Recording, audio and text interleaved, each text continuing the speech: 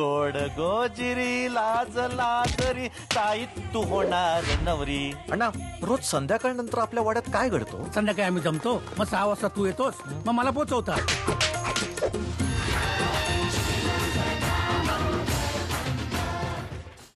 मला या सगळ्या गोष्टींमध्ये तुला नेहमी प्रश्न पडतो तसा मलाही प्रश्न पडतो. म्हणजे मी भरतला बघितलंय, पण भरत खरंच सांग, भरत दामू कुठे सापडला असेल तुला असं वाटतं?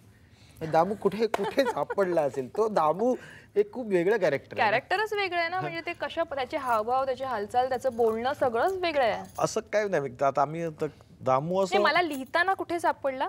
नाही, माझं काय म्हणणं आहे की माझी कुठली गोष्ट असेल तर आई मी असेल तर बाप तो असतो, कळलं ना. ते जन्माला घातलेलं आहे, ते दोघांनी एकत्र घातलेलं आहे. मला स्वतःला असं वाटतं की ठीक आहे ग, मला लाख वाटतं, पण ते कॅरेक्टर पकडणं, कारण कधी कधी ना मला पण सरप्राईज करतो भरत, जेव्हा तो त्या सगळ्या गोष्टींमध्ये जेव्हा तो कपडे बिपडे घाल. मला एक या फिल्म मधला एक सिक्वेन्स आहे जिथे ते लग्न ठरवण्याची भानगड सुरू आहे आणि त्याच्यामध्ये भरतची एंट्री आहे.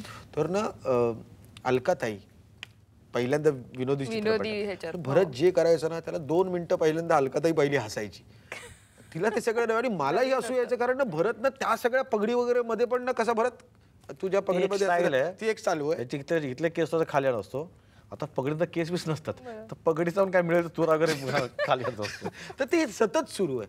ह्या 2 भूमिका कमालीच्या वेगळ्या भरतनी साकारल्या होत्या नाटकात, आणि नाटकापेक्षा खूप कठीण आहे फिल्म मध्ये साकारणं. कारण नाटकात ना एक फ्लो असतो, एक सुरू झालं की 1-2 तासात तुमच्या समोर ती एक गोष्ट घडत असते. सिनेमात आम्ही पहिला सीन आत्ता करतो, मग एकदम 16वा सीन करतो, मग एकदम 36वा सीन करतो, आणि अचानक दुसरा सीन पण करतो. हे जे स्विच ऑन स्विच ऑफ आहे ना, हे खूप वेळा एक नटाला करावं लागतं. सो हॅट्स ऑफ टू भरत. आणि मला प्रश्न परत आपण जाऊया का, दामू कुठे सापडला भरत? असंच गप्पा मला असं वाटतं परळगावामध्ये पिठाच्या चक्कीच्या इथे सापडलं. आमचे एक मुलगा होता, आमचे ते असंच मोठा होता माणूस, मुलगा असला माणूस, तो पण हाफ पॅन्ट आणि टी शर्ट वगैरे. तर त्याला ना कुठलं लग्न काही असलं, चाळीत पूजा असली, त्याला 1-2 पेक पाजायचे लोक आमच्या चाळीतली, आणि त्याला नाचायला लावायचे. तर नाचताना एक रिदम पकडायचा, तो असं एक रिदम पकडायचा उभा राहून, नुसतं गाणं कुठलंही गाणं लावा, सिरियस लावा, मोठं काय कसले, तर असं एक हात वर आणायचा. हे बा हात वर आला, चल आठवण दे, रुपये दे. त्यांचा हात वर येतो आमच्याकडे, तरी लोकांचं जात तो 1 तासभर नाचायचा. पण हा चिकार असला ना, आता बघ काय, आता बघ काय, आता हा बघ तसं काय जगातला मोठा आश्चर्य दाखवणार आहे. तेव्हा आम्ही हसायचो, हा बघ आला ना, हा बघ याच्यावर आहे, चल रुपये दे. हे कॅरेक्टर आम्हाला ना दामोदर पंत दामू, मग तो डान्स आहे ना, जो आपण ते गाणं म्हणतोय, गो गो गो गो गो गो रे गोरी पान फुलासारखी छान, असा नाचत होतो.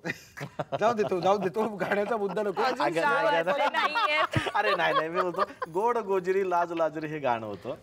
मलाही माहित नव्हतं केदार ह्यावर असं काय करेल वगैरे. तेव्हा केदार मला की भरत काय तर ऑफबीट व्हायला, तो कॅरेक्टर ॲबनॉर्मल आम्हाला कळायला हवं. तर आपण एक म्हणतो सांग काय आहे तू सांगशील. मग त्यांनी स्वतः गाणं आलं की आता घरात लग्नाचं वातावरण आहे, तुझ्या बहिणीला बघायला येणार आहेत, तर साधारण मग तुला की आपण असं गाणं घेऊ की गोड गोजिरी लाजर, म्हणून मस्त आहे. मग गोड गोजिरी लाज लाजरी गाणं, मग त्याच्यावर डान्स स्टेप, तर ते आम्हाला कळत नव्हतं कशी स्टेप पाहिजे. तो नाही तू, मग मी ते असं म्हणा ना, हे बघ हातवर आला, तर असं काय तर ऑफबीट काढ म्हणून. मग तेव्हा ती स्टेप अशी उगाच ना त्याला रिदम मध्ये नको होती, म्हणजे गोड गोजिरी हा रिदम नाही पाहिजे. आता कॅरेक्टर माझा रिदम कसा पडेल, केवळ गाणं गोड गोजिरी लाज लाजरी ताई तू, असं तो उलट त्याला ऑफबीट खेळायचं होतं. मग ऑफबीट वर आमचं ठरलं मग स्टेप काय करायची, मग ताई तू उभं या ना सर.